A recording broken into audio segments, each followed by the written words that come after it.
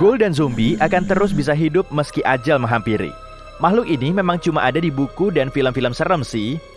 Nah, kalau di kehidupan nyata, memangnya ada juga ya? Jelas ada dong, kecoa.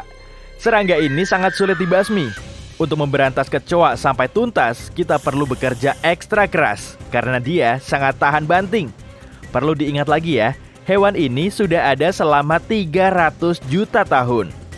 Kecoa sudah ada saat dinosaurus masih mendominasi bumi. Pasti juga ikut ngerecokin tempat tinggalnya tuh. Saat petaka dahsyat memusnahkan para reptil jumbo dan mayoritas makhluk hidup di bumi, kecoa tetap bisa bertahan hidup. Serangga ini punya perlindungan yang sangat kuat. Sebagai omnivora, kecoa bisa makan apa aja, mulai dari roti basi dan jamuran, keju busuk, hingga lem. Tubuhnya bisa beradaptasi dengan sangat baik, makanya kita jadi kesulitan kalau mau membasminya. Yang paling meresahkan justru kecoa bisa tetap hidup tanpa kepala.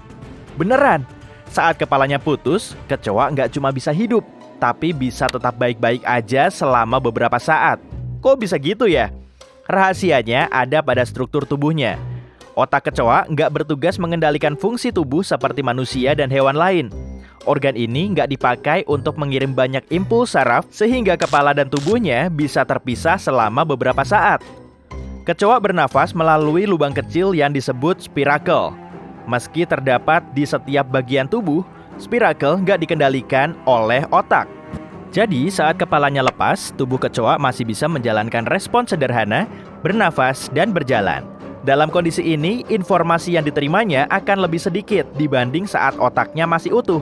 Tapi ia masih bisa hidup selama 2 minggu hingga dehidrasi. Kecoa butuh kepala untuk makan dan minum.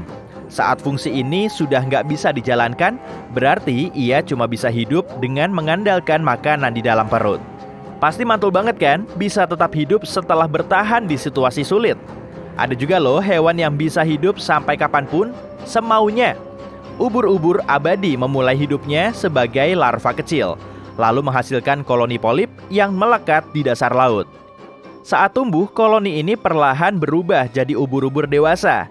Nah, saat tertekan, ubur-ubur abadi bisa kembali menjadi polip.